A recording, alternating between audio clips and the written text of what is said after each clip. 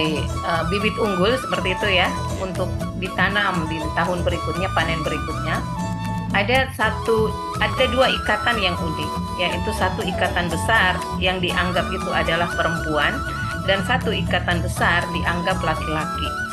Nah, sehingga saya menginterpretasi bahwa mengapa di dalam panen raya ini perlu ada ikatan yang besar yang disimbolkan dengan perempuan, kemudian diberikan bunga-bunga gitu, semacam pemanis, dan juga ada yang satu ikatan besar yang disimbolisasi sebagai laki-laki. Ini mungkin menginterpretasi kepada satu hubungan bahwa antara laki-laki dan perempuan itu sikalabine, ya. Sikalabine itu dalam bahasa Makassar terdiri atas kata si, saling, kala, yaitu sama dengan nas dalam bahasa Belanda, memberi dengan sangat dekat, dan bini adalah benih, saling memberi benih dengan sangat dekat. Jadi sebenarnya kita biasanya cuma mengetahui bahwa sikalabine itu adalah suami istri. Tetapi sebenarnya etimologis kata, sejarah kata dari sikalabine itu adalah memberi benih dengan sangat dekat. Akhirnya melahirkan keturunan, sama dengan padi ini. Padi ini ada laki-laki dan perempuan yang mungkin sikalabine, dan akhirnya dia akan beranak pinak menghasilkan panen yang sangat besar. Kira-kira seperti itu singkatnya. Jadi memang singkatan apa namanya tradisi kartu buku ini hanya dikenal di Kabupaten Maros saja ya. Iya, sebenarnya di daerah lain juga dikenal ada panen raya, tetapi ada keunikan karena ini dirayakan secara besar-besaran dengan seperti orang berpesta. Jadi di Balak Lompoa di Marusu dan dipimpin oleh Raja Marusu sekarang ya, ketua lembaga adat Kakarengan. Jadi kan sudah tidak ada kerajaan ya, sehingga di Marus itu yang ada adalah pemangku adat kerajaan Marusu atau disebut Kakarengan Rimarusu. Nah, mereka pakaian perempuan, ibu-ibu, laki-laki itu pakaian seperti ada pengantin gitu. Dan di Balak Lompoa itu juga dihias dengan ada pelaminan dan ada makanan, bosara, kue-kue tradisional untuk menjemput padi yang dibawa dari sawah itu. Ya.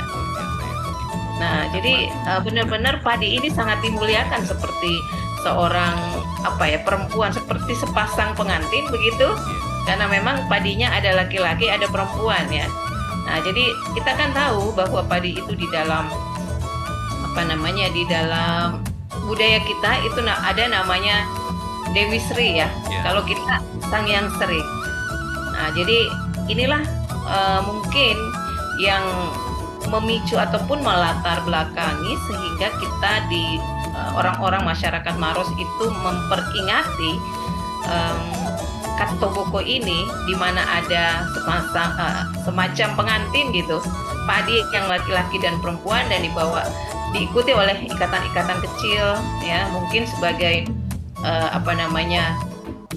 iringan-iringannya ya, seperti pengantin, dan dibawa ke Balak Lompoa, dan di sanalah ada ritual lagi yang dilaksanakan oleh pinatinya, khusus ada pinati dan berbagai kegiatan dilaksanakan. Jadi seperti ada semacam menyisiri ya, sampo namanya alangir bahasa Makassar itu, mencuci rambut di padi ini ya, si Dewi Sri ini, dan kemudian memberikan kemenyan, wangi-wangian. Kemenyan itu kan wangi-wangian ya. Nah, jadi saya merasa bahwa tradisi ini seperti menghargai padi sebagai manusia, gitu, memanusiakan padi seperti itu, Sang Hyang Sri. Kira-kira apa sebenarnya makna dan tujuan sehingga tradisi buku ini diselenggarakan ini? Manfaatnya. Iya. Jadi saya kira kalau manfaatnya secara adat ini pasti adalah tetap menjaga sinergitas gotong royong antar pimpinan ya, dalam hal ini adalah pemangku adat. Kalau dulu pemimpin dan rakyatnya, raja dan rakyatnya, sekarang ini adalah pemangku adat dan juga rakyat ataupun penggarap ya. Jadi yang punya gotong royong antara yang punya sawah, penggarap sawah, pemimpin adat, dan rakyat yang lain yang ikut berpartisipasi dalam acara ini. Jadi secara tidak langsung eh, gotong royong itu terpupuk di antara masyarakat Marusu. Hal lain, manfaat lain, saya kira ini adalah pemertahanan tradisi lokal yang perlu terus dijaga karena dengan tradisi ini maka mungkin orang-orang akan tertarik untuk melihat apa latar belakang sosial budaya dari aktivitas Katto Boko ini. Karena di sana banyak tradisi yang saling terkait, bukan hanya pemertahanan tradisi lokal, tetapi juga pada saat pesta itu ada kuliner tradisional, kemudian ada ritual tertentu yang mungkin hanya ada di Kabupaten Maros itu. Karena saya biasa mendengar ada tradisi panen raya, tetapi tidak se apa ya, tidak sehebat gitu, seluar biasa Katto Boko seperti itu. Dan pewarisan tradisi panen dengan alat tradisional juga bajak sawah secara tradisional, saya kira itu juga menjadi salah satu daya tarik wisata ya, kalau misalnya itu menjadi agenda tahunan, bahwa kita bisa menjaga tradisi ini dan orang luar pun akan melihat bagaimana masyarakat Marusu itu dengan misalnya pemangku adat beserta rakyat lain untuk menjaga tradisi mereka agar tidak punah. Oh, iya ya. Jadi itu termasuk daripada manfaatnya ya. Nah, kalau dilihat dari proses kegiatan ini, itu tahapan prosesi adat dan tradisinya itu seperti apa ini Katto Boko ini? Iya, jadi saya kira tadi saya sudah jelaskan bahwa tradisinya, prosesinya Hmm, itu mulai dari mereka dari sawah ya, iya. sawah menuju Balak Lompoa dan eh, ikatan-ikatan padi Hmm, yang tadi ada laki-laki dan perempuan, kemudian ada ikatan kecil sebagai pengiringnya, iya. itu dipikul dengan Hmm, bambu oleh rakyat iya. yang ada di sekitar itu yang ikut berpartisipasi dalam acara Katoboko ini. Hmm, Dan kemudian dinaikkan ke Balak Lompoa di atas sebuah pelaminan. Jadi di iya. depan pelaminan eh, padi itu ditumpuk, Hmm, kemudian diadakanlah ritual. hmm, Nah, seperti tadi saya katakan ada seperti menyisiri karena ada iya. sisir, ya kemudian ada seperti memberi sampo Iya. yang mencuci Mencuci rambutnya, rambutnya, iya. ya, kemudian memberi wangi-wangian dengan dupa, kemudian seperti memberi makan karena ada kue-kue tradisional. Kemudian juga yang unik itu ada aru, aru tomaru suka. Iya. Jadi ada juga aru tobarania, tetapi juga ada aru tomaru suka. Sampai tiga jenis aru yang mereka Ditampilkan. tampilkan di Hmm, dalam prosesi ini. tradisi ataupun prosesi Katoboko ini. Ya. Jadi memang dalam kegiatan Katto apa namanya? Kado Boko ini. Oh, Katoboko, Katto Boko ya, bukan Kado ya, ya, Katto pesta Boko. panen. Pesta panen ini itu biasanya memakan berapa waktu lamanya biasa kegiatan ini? Apakah hanya satu kali sehari saja sudah selesai atau memang ada ritual-ritual sebelumnya? Saya kira Hormat. ritualnya semalam sebelumnya dan Hmm, puncak acaranya satu hari. satu hari. Ya, Iya, iya. jadi tapi mereka perempuan itu pakai baju pesta, laki-laki pakai jas tutup, pakai sarung sutra. Hmm, Jadi benar-benar seperti menjemput pengantin seperti itu. iya, Memang iya. pesta gitu ya, pesta panen. Hmm, Tetapi yang datang bukan manusia, tetapi yang datang adalah padi. iya. Karena kita semua saya kira seluruh etnik di Makassar hampir percaya bahwa Dewi Padi itu dipercaya turun dari langit untuk memberikan kehidupan bagi manusia dan para petani Hmm, itu melakukan ritual penghormatan kepadanya sebagai bentuk. Jadi ini salah satu ritual penghormatan kepada Dewi Padi atau Sang Yang Seri agar selalu padinya itu hasilnya melimpah gitu. hmm. Iya, iya, iya. Di Korea juga ada. Iya. Jadi ada acara syukuran pesta panen raya. Hmm, Tetapi ya dengan ritual yang berbeda tentunya. iya. Nah, selain nilai-nilai gotong royong yang tadi yang ada di dalam tradisi Katto Boko ini, apa ada lagi nilai-nilai yang terkandung di dalamnya nih Bu Eri? Ya, saya kira kearifan lokal memang banyak Hmm, kita bisa petik ya di iya. dalam prosesi tradisi ini dan juga latar belakang filosofi yang ada di dalam prosesi ritual ataupun tradisi Katoboko ini. Jadi misalnya selain kearifan lokal itu pasti nilai-nilai sosial budaya.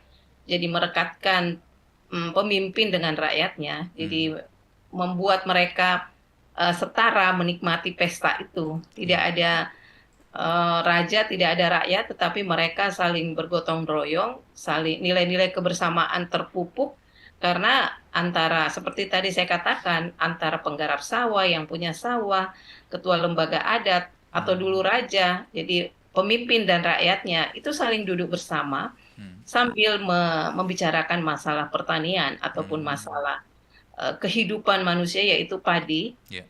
Kemudian, apa namanya, mereka mencari solusi dari, misalnya jika ada tantangan atau masalah kekurangan padi gitu ya. Nah, tetapi, dengan mereka percaya bahwa dengan Katoboko ini menghormati padi, Hmm. dengan membuat ritual dan tradisi yang sudah turun-temurun akan menjadikan hasil padi ataupun hasil panen mereka jadi melimpah. Dan itulah salah satu tanda syukur bagi mereka. Hmm. Jadi upacara Kato Boko ini adalah upacara kesyukuran juga ya kepada Iya, Sang semacam Pencipta atas kuburan hasil panen yang melimpah. Baik Ibu Esri, terkait dengan kegiatan ini, biasanya itu siapa-siapa saja yang terlibat di dalamnya ini? Apakah hanya yang melaksanakan ini ada para pemangku adat atau juga ada pelibatan dari masyarakat petani kah atau masyarakat setempat atau anak-anak kecil juga ikut terlibat ini supaya tradisi ini tidak putus begitu kalau misalnya tidak ada regenerasi gitu Ibu Eri.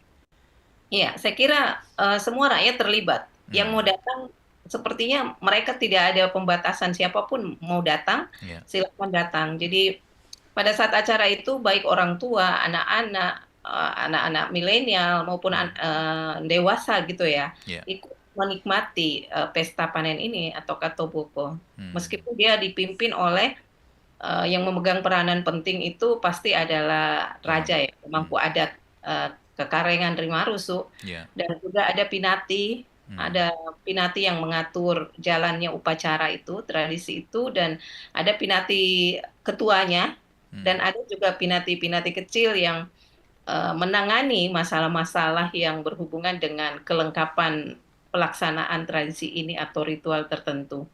Nah, jadi Hmm. misalnya melaksanakan doa yang mencuci rambut, yang menyisiri, kemudian aru.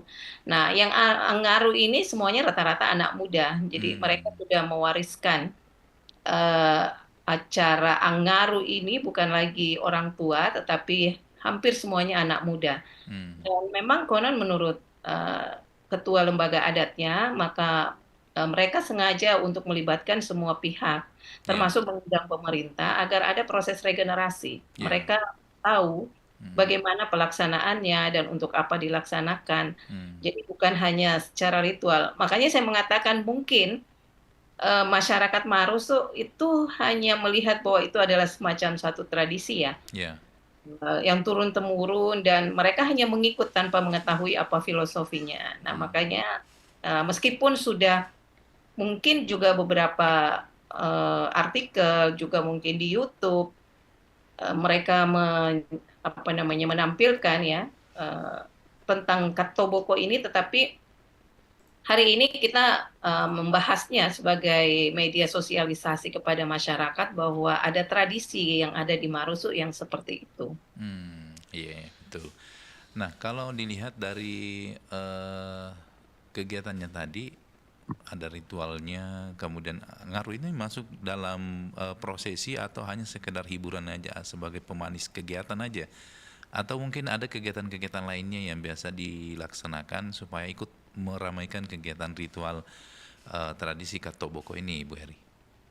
Iya, saya kira tradisi ini sangat ramai karena selalu ada gendang yang Oh, iya. bertalu-talu gitu. Jadi mulai dari sawah Ya. menuju Balalompo itu gendangnya harus ikut dengan Oh, pukulan gendang ya mungkin gandram Pak Bale ya. iya. Eh, Hmm. bukan gandram Pak Kanjara Iya. gitu. Hmm. Jadi pukulan gendang juga kan bermacam-macam Iya. tergantung dari eh, untuk apa dia harus Dia harus. digunakan. Hmm. Ya, musik itu digunakan untuk apa? Nah, jadi mulai mereka jalan itu diiringi gendang, pui-pui dan juga sampai dengan di atas rumah itu gendang tetap bertalu-talu. Selama Hmm. proses pelaksanaan tradisi itu gendangnya terus bertalu-talu dan dibunyikan sebagai bentuk semangat ya, Iya. penyemangat dan akhirnya sangat ramai. Seperti itu. Iya. Iya, jadi memang ada iringan-iringan musiknya ya, Iya. gendang. Mm-mm. Dan saya melihat biasanya yang main gendang sih biasanya orang tua ya. Iya.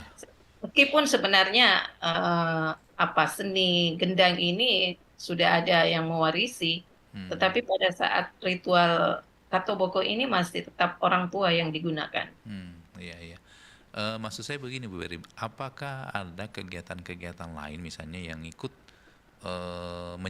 menyemaratkan ini acara tradisi Katoboko? Kalau di Bugis itu kan ketika Maparindang selesai ada acara Matojang, itu main ayung-ayunan sehingga Oh, ramai didatangi, atau ada acara Mak Gasing, permainan-permainan tradisional. Lihatnya tidak ada. Oh, enggak ada seperti itu Ya, ya. jadi mereka setelah melaksanakan semua prosesi itu makan bersama. Oh, Itu ada cukup. acara makan bersamanya. Ya, jadi Di semuanya makan bersama. Biasanya kalau di acara makan bersamanya ini apakah ada menu-menu khusus juga yang disiapkan misalnya Nah, eh iya, saya kira menu tradisional menu ya. tradisional ya? Mereka biasa kue-kue tradisional di Hmm, dalam pusara itu yang disajikan iya. untuk semua hadirin. Hmm, iya, iya, iya. Baik, Ibu Eri, sebentar kita lanjut, kita break sejenak, kita akan hadirkan dulu satu persembahan lagu berikut ini.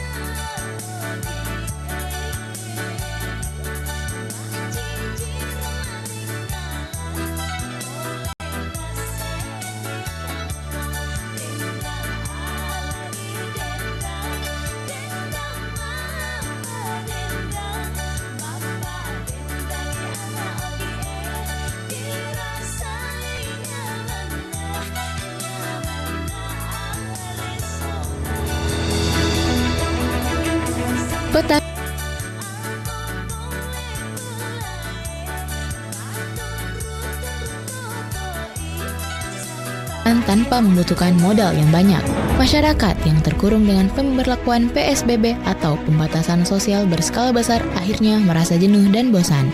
Permainan yang menggunakan akses internet dan media elektronik sebagai perantara ini tidak hanya ramai dimainkan oleh masyarakat, tapi juga dari kalangan mahasiswa.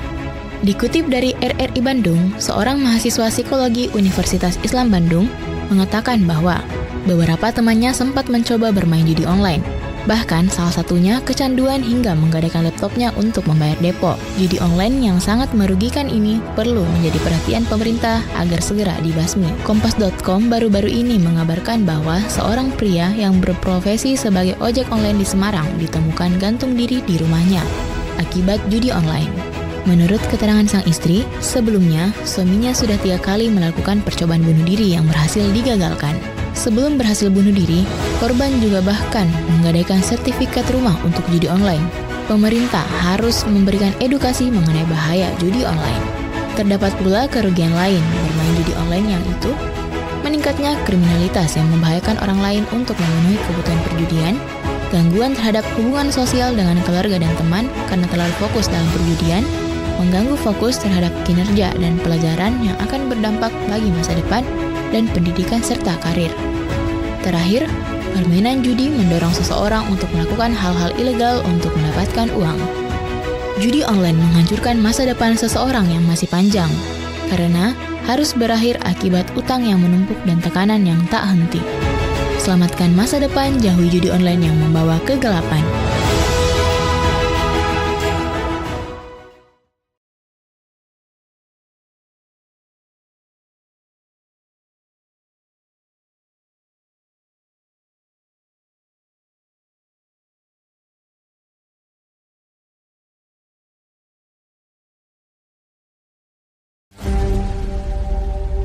Bahaya pinjaman online. Pinjaman online atau yang sering kita sebut dengan pinjol merupakan sebuah fasilitas peminjaman uang yang dikeluarkan oleh lembaga keuangan Sulawesi Selatan.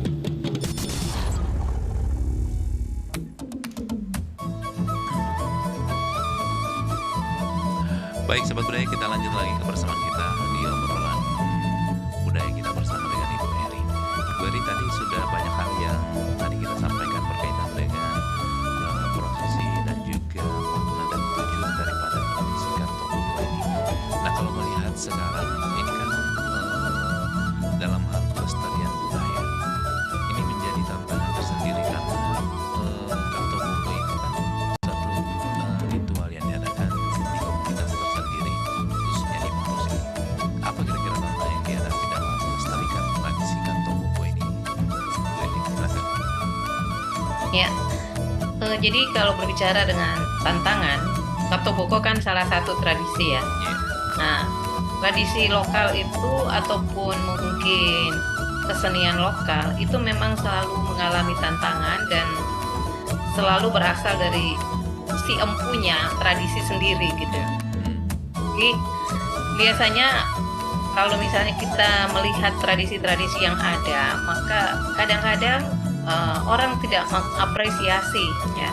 Jadi kurangnya apresiasi dari masyarakat lokal ataupun masyarakat yang empunya tradisi itu, yang biasanya ikut terlibat dalam sebuah tradisi atau ritual adalah orang-orang yang memang menyadari bahwa ini adalah hal yang memberi satu berkah dalam kehidupannya. Kalau dia merasa nggak ada berkah, kemudian tidak pernah merasakan ada manfaat yang signifikan dalam kehidupannya dia sebagai manusia, maka biasanya dia tidak mau terlibat. Nah, jadi rasa tidak memiliki tradisi itu pun menjadi sebuah tantangan. Jadi sebenarnya tantangannya internal, banyaknya internal begitu ya, dari dalam diri masyarakatnya sendiri. Nah, jadi kalau tantangan eksternal, saya kira tantangannya berasal dari dukungan masyarakat, misalnya dukungan pemerintah, ya, sarana dan prasarana yang terbatas untuk melaksanakannya itu pun merupakan tantangan tersendiri.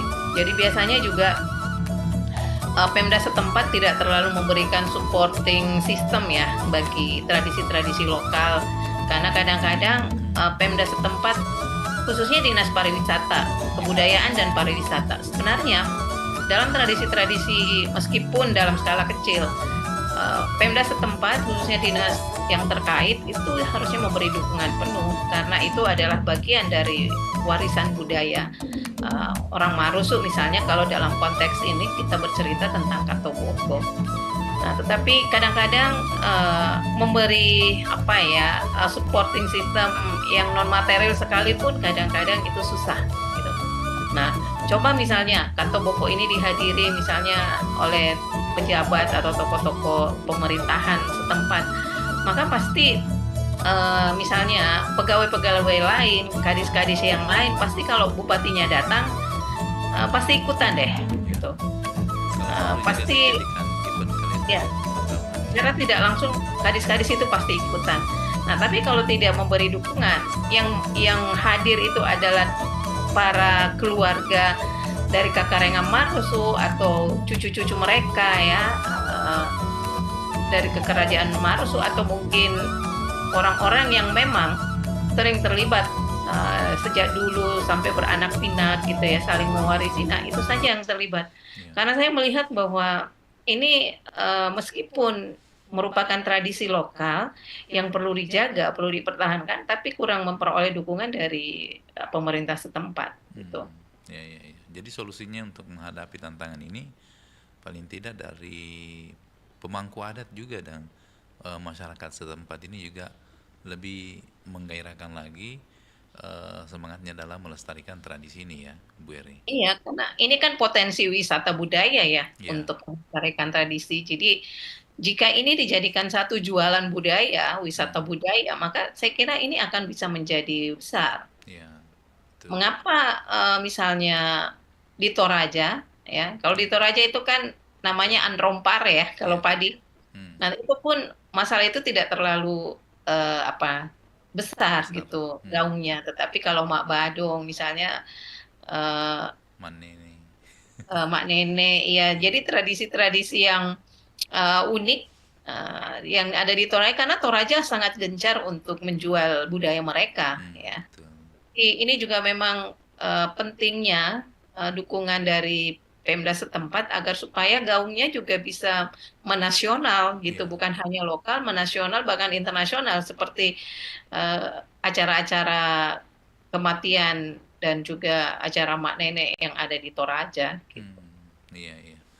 Ini acara kematian saja bisa sampai dikenal ya. Kalau ini kan acara pesta panen, artinya pesta itu sudah jelas ada acara bahagianya, gembiranya gitu. Supaya euforianya itu masyarakat lebih bergairah lagi melestarikan tradisi-tradisi seperti ini. Nah, kira-kira bagaimana peran pimpinan juga dan pihak terkait dalam pengembangan tradisi-tradisi Katoboko ini, Bu Eri, menurut kita? Saya kira peran pimpinan sangat penting ya. Makanya saya katakan tadi, kalau Pemda memberikan supporting system yang maksimal ataupun signifikan di dalam pelaksanaan tradisi ini, saya yakin bahwa ini bisa menjadi agenda nasional. Di Maros itu kan banyak tempat wisata ya, potensi wisata. Mengapa dia tidak dikaitkan misalnya pada saat misalnya menjual wisata ada ramang-ramang, ada bantimurung, kemudian mungkin ada perayaan-perayaan besar yang dikaitkan jadwalnya ya, misalnya kalau ada paket wisata gitu, ramang-ramang atau mungkin bantimurung, nah ini dikaitkan jadwalnya dengan pesta Katoboko ini, karena pesta panen itu kan jadwalnya agak tetap ya. Iya, bulan Maret. Sedangkan ke ramang-ramang atau ke bantimurung misalnya, atau melihat Kars di ramang-ramang itu kan kapan saja. Nah, jadi pesta Katoboko inilah yang menjadi pokok ataupun menjadi jadwal utama, kemudian dirangkaikan dengan acara-acara lain, tempat wisata budaya lainnya atau wisata alam yang lain gitu yang ada di Marusu. Sebenarnya itu bisa menjadi jualan. Ya. Dan ini sudah setiap tahun dilakukan pastinya, Bu Eri ya, kegiatan ini. Konon kalau tidak salah ini sudah ke-6 kalinya ya selama Kakarengan di Marusu. Oh, berarti tidak setiap tahun ya, Bu Eri? Setiap tahun, tetapi dulu kan dilaksanakan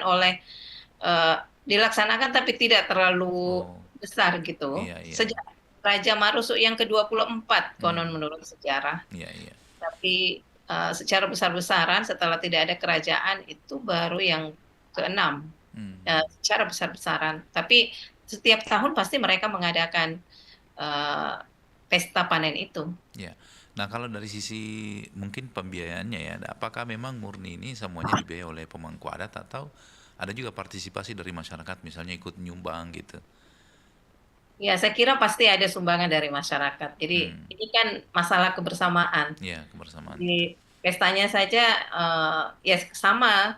Saya kira kita bisa melihat di berbagai apa namanya ya daerah ya. Ya, Kalau ada acara itu pasti adalah kebersamaan dan gotong royong membiayai itu. ya. Jadi mulai kuenya, mungkin ayamnya, ada yang punya sapi, ada yang punya beras dan seterusnya itu pasti akan bergotong royong untuk membiayai. Iya, iya, iya. Kemudian itu tadi padi atau hasil lapang itu dihiasi dengan tanaman warna-warni itu sebelum diarak itu kira-kira apa maknanya itu? Itu hanya untuk yang bibit, maksudnya dua dua ikat yang besar saja. Iya, Ini mungkin karena makanya saya katakan kayak pengantin kan. iya. Jadi diberikan semacam bunga karena ada laki-laki ada perempuan gitu. Jadi seperti dia didandani lah gitu. Iya.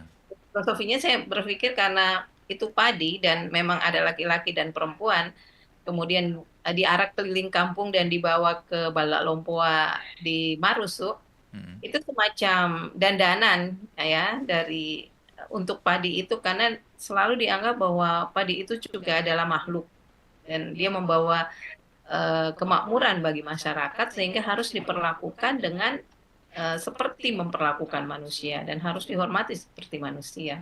Seperti itu. iya, iya, iya. Jadi tadi kaitannya juga dengan menjaga alam. Tradisi ini bukan hanya sekedar tradisi, tetapi selain bentuk kesyukuran, ada mungkin juga sisi-sisi dari bagaimana menjaga alam ini, Bu Eri. Ya. Saya kira menjaga alam, kalau khusus Katoboko, dia memang menjaga bagaimana padi mereka itu memberikan hasil panen yang sangat maksimal ya. Ya. Nah, tapi pada saat kita melihat mereka mengerjakan saat menanam padi, ya itu pasti bersentuhan dengan alam. Nah, jadi bagaimana menghargai alam, bagaimana mereka harus memperlakukan padi itu, mulai dari dia menanamnya, itu pasti ada ritual-ritual pertanian yang untuk apa kesuburan gitu ya, kesuburan sawahnya, kemudian hasil yang maksimal. Karena kita juga bisa melihat dan apa namanya membaca dalam sejarah bahwa pada saat padi itu di apa namanya diperlakukan sebaik mungkin, dihormati sebaik mungkin, maka dia pasti akan tumbuh subur. Sama pada saat menanam bunga itu, konon penanam bunga itu mengajak bicara Iya. bunganya agar supaya karena mereka merasa bahwa itu pun adalah manusia, makhluk hidup ya Iya. maksudnya, seperti manusia. Dan agar supaya padi itu terjaga, kemudian terhindar dari roh penjaga, roh-roh jahat gitu karena orang dulu kan merasa bahwa padi pun bisa diganggu oleh roh jahat Iya. sehingga perlu perlindungan kepada dari petani dan juga sawah mereka perlu dilindungi. Nah, jadi mereka pun bersahabat dengan alam dan bercerita kepada alam. Konon mereka pada saat menanam padi pun bercerita kepada padi, bercerita kepada tanah. Dan tanah itu memang adalah sumber fertilitas karena tidak ada, tapi tanah juga tanpa air dari langit dan air itu adalah atau langit itu adalah laki-laki dan tanah itu adalah perempuan. Makanya juga ada simbol laki-laki dan perempuan di dalam padi itu. Karena satu mewakili tanah, sumber kesuburan atau fertilitas, dan satu lagi mewakili langit yang ada airnya. Langit itulah yang menurunkan air. Tanpa air dari langit, maka sawah ini, tanah ini tidak akan fertil, tidak akan subur. Sehingga perlu ada kerjasama yang baik, semacam fungsi atau peran komplementer antara laki-laki dan perempuan, yaitu padi yang dianggap laki-laki dan padi yang dianggap perempuan, sehingga terjadilah kesuburan untuk tanah dan akhirnya akan menghasilkan panen yang melimpah gitu. Hmm. Dan pesta Katok Boko ini adalah salah satu termasuk lah ya aset budaya yang harus tetap dilestarikan sebagaimana kekayaan budaya tak benda ya. Apakah selama ini sudah ada upaya untuk mendaftarkan sebagai kekayaan budaya tak benda ini, Bu Eri? Saya belum pasti itu, Mm-mm. karena kalau untuk mendaftarkan memang banyak syaratnya ya. Ya, persyaratan banyak ya. Saya kira mungkin belum, karena Belum. saya juga mendengar dari dinas saya, sepengetahuan saya dari dinas kebudayaan juga belum pernah didaftarkan gitu. Ya, ya. Cuman ada beberapa tradisi memang sudah didaftarkan, termasuk Kondo Buleng. Iya. Kondo Buleng, tarian Kondo Buleng itu sudah didaftar. Kebetulan saya juga ikut berpartisipasi saat pertanyaan-pertanyaan dari Dirjen Kebudayaan waktu itu, Iya. apa saja untuk mengeksplor Kondo Buleng, tari Kondo Buleng. Kalau ini Itu rasanya belum. itu tadi pelaksanaannya di bulan Maret dan April ya, antara 2 bulan ini Akhir, ya. iya, akhir Akhir Maret Maret. atau akhir April. Yang penting masa panen gitu. Itu ini kan sekarang orang kan biasanya bertani dulu tuh jelas waktunya panennya kapan. Nah ini kan karena adanya perubahan-perubahan dari cuaca atau apa lah ya, biasa kan udah jelas itu. Keadaan bibit ya, Iya, keadaan bibit bahwa mereka bisa cepat tumbuh gitu. iya betul. Jadi Sehingga panen dulu cuma sekali setahun, habis itu 2 kali setahun, sekarang bisa 3 bisa sampai 4 sampai kali 3 kali, 4 setahun. kali, iya. Nah ini Ya. kira-kira kalau misalnya pas memang apakah memang di setiap bulan itu memang waktunya panen diadakan tradisi ini, atau misalnya pada saat di bulan Mei, April atau Maret ini mungkin lagi baru mau menanam atau apa lah ya karena lagi musim hujan atau bagaimana ini? Apakah memang Tidak setiap panen sih, tidak setiap panen, tapi oh menurut iya, pelaksanaannya itu kalau bukan akhir Maret, dia mm-mm. akhir April. Oh iya, jadi memang sudah Ini karena kalender Ramadan, jadi mungkin nanti akhir April. akhir April ya. Oh iya, jadi ndak mengikuti bahwa sesuai dengan panennya orang di sawah, tetapi ini memang sudah menjadi kalender tahunan bahwa setiap antara bulan April dan juga bulan Maret gitu ya, tergantung Iya, kondisinya. seperti itu. Iya. Nah Ibu Ri, kalau misalnya kegiatan semeriah seperti ini biasanya itu apakah juga ada semacam undangan-undangan misalnya di luar Kabupaten Maros mengundang misalnya pemangku-pemangku adat lain misalnya. Kan biasanya kalau ada kegiatan-kegiatan kerajaan begini biasanya itu melibatkan juga undangan dari berbagai pemangku-pemangku kerajaan-kerajaan dari berbagai kabupaten ini, Bu Eri. Iya, saya melihatnya seperti itu. Jadi Hmm, Karemarus itu jika ada biasanya mengundang Raja Goa ya, Ketua iya. Lembaga Kerajaan Goa. Hmm, Eh, Biasanya mengundang ketua-ketua lembaga adat yang memang aktif. iya, Sekarang ini kan saya melihat bahwa kerajaan-kerajaan kecil, hmm, ketua-ketua lembaga adatnya sudah mulai menggeliat dan mulai eksis kembali ya. iya, hmm, Misalnya Kerajaan Marusu, eh, kalau Goa kan sudah lama. Jadi hmm, misalnya di Bangkala, Galesong, Kerajaan Galesong, kemudian kerajaan-kerajaan kecil yang ada di Pangkep, di Jeneponto dan seterusnya itu sudah mulai eksis kembali dan biasanya ketua lembaga adat Marusu itu mengundang sahabat-sahabat mereka karena iya, kan ada semacam asosiasi ya iya ketua betul, lembaga hmm, adat untuk raja-raja kecil iya, itu iya, dan biasanya mereka mengundang hmm, para sesama ketua lembaga adat. iya. Karena ada sekarang itu banyak sekali kayak misalnya masyarakat adat Nusantara, ada Ya, forum, MKN. iya, iya. Bu Eri mungkin sedikit terkait dengan prosesi mengusum padi dari sawah ini. Itu biasanya memang apakah memang ada sawah tertentu yang memang dijadikan sebagai tempat misalnya harus diambil dari sawah ini atau sembarang aja sawahnya baru diusung ke Bala Lompoa, Kerajaan Marusu.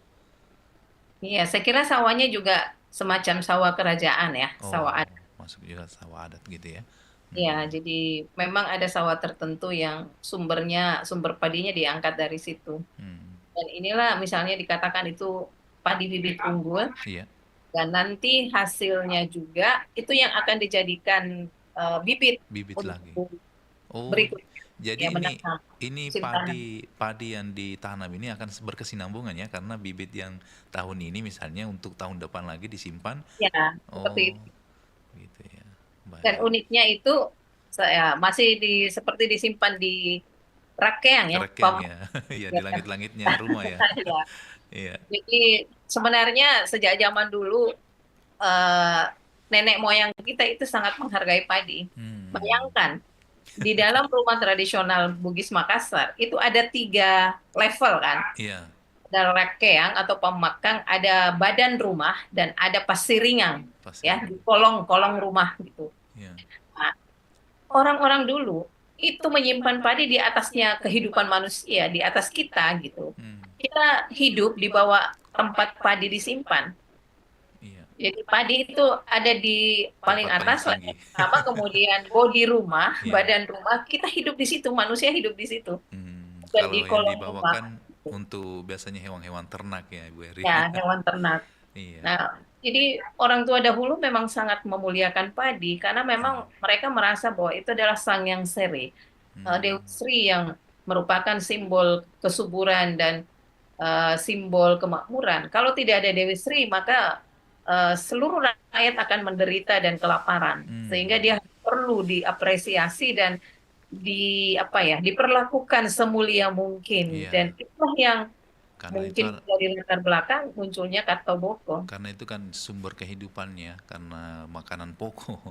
Jadi, tapi kalau sekarang saya memang jarang sekali saya jumpai orang punya padi misalnya dibawa ke atas rak yang paling dibawa kolom rumah Pulang ke lagi, rumah. kami disimpan. Saya ingat betul itu orang-orang tua dulu itu, bayangkan bersusah payah dia naikkan di tangga, Naik setelah naik di tetangga, tangga iya betul. naik lagi ke yang itu butuh perjuangan Saya tuh berkarung-karung. di rumah nenek saya yang saya tahu. Iya. Kalau saya ke kampung saya melihat begitu. Iya. Hmm. Dan sekarang ini ya malah begitu perkembangan teknologi sehingga menghilangkan semua nilai-nilai tradisi yang seperti ini mulai terkikis ini, Bu Eri ya. Ya, Hmm. betul. Dan itulah perlunya pelaksanaan tradisi ini dan juga untuk membuka wawasan khususnya para generasi milenial ya dan Iya, Gen Z bahwa padi itu bukan sekedar sumber karbohidrat, ya, bukan hanya sekedar untuk objek dikonsumsi. untuk mengenyangkan manusia dan supaya kita kenyang gitu dan bisa hidup. Iya. Tapi padi itu adalah simbol dari kemakmuran dan kesuburan Hmm. misalnya. Dan supaya dia menghargai, jadi sama suami saya itu selalu mengajarkan kepada saya, kepada anaknya bahwa ini setengah mati loh, jangan sampai itu nasi ada 1 biji gitu Ya, di piring. di piring atau dibuang nasinya karena petani itu sangat apa ya Luar bersusah biasa. payah untuk menanamnya dan Hmm. untuk membeli beras itu juga membutuhkan uang yang tidak sedikit Ya. ya. Nah, Wah. makanya ajaran-ajaran itulah filosofi dari padi menjadi beras, Hmm. kemudian kita makan jadi nasi. Itulah mungkin yang perlu juga diberikan edukasi kepada anak milenial bahwa kan pasti kalau dijelaskan mengapa mesti ada kata toboko, Ya. pasti mereka mengatakan apa sih itu tradisi, apa sih itu, Iya. padi dijadikan apa seperti manusia, ada gendangnya segala macam, terus orang pakai baju pesta Iya. menjemput padi itu kan sepertinya satu hal yang tidak logis gitu ya. Iya. Apa? Nah, itu mungkin yang perlu diberikan pemahaman Hmm.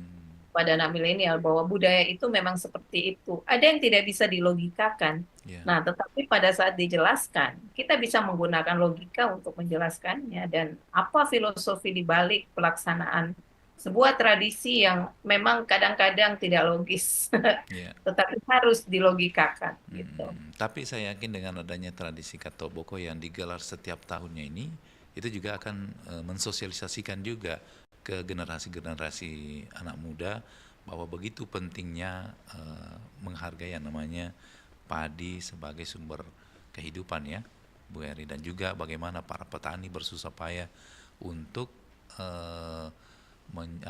untuk menanam padi. Menanam. Baik, Ibu Eri, karena waktu sangat terbatas mungkin ada sedikit closing statement, harapan terhadap pengembangan tradisi ini khususnya di sekolah-sekolah misalnya juga atau di generasi-generasi anak muda sekarang ini. Silakan Ibu Eri. Ya, saya kira pemertahanan tradisi-tradisi lokal pada berbagai daerah di Sulawesi Selatan ini perlu dipertahankan.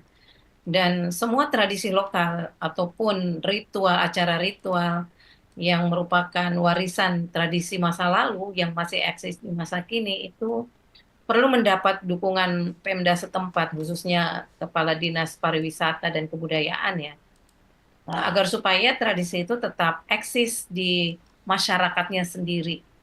Jadi perlu dukungan sepenuhnya dari dinas, khususnya Dinas Kebudayaan dan Pariwisata, agar supaya para anak-anak milenial dan Gen Z saat ini juga merasa bahwa mereka sebenarnya punya budaya dan juga punya tradisi yang kaya tentang kearifan-kearifan lokal, di mana nilai-nilai yang berupa kearifan itu agar kita semakin lebih arif menghadapi kehidupan ada di dalam setiap tradisi.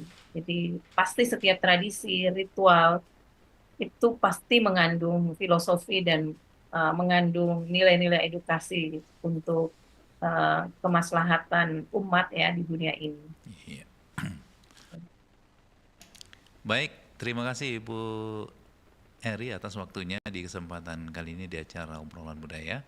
Mudah-mudahan apa yang kita perbincangkan ini menjadi hal yang bermanfaat dan juga paling tidak memberikan banyak informasi terkait dengan kegiatan atau tradisi Katok Boko di Kabupaten Maros. Sekali lagi, terima kasih atas waktunya Ibu Eri. Assalamualaikum warahmatullahi wabarakatuh. Terima kasih para pendengar Pro 4.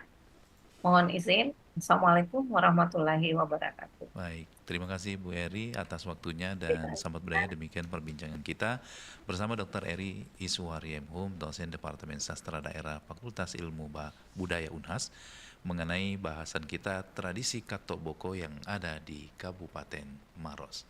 Sampai jumpa, wassalamualaikum warahmatullahi wabarakatuh.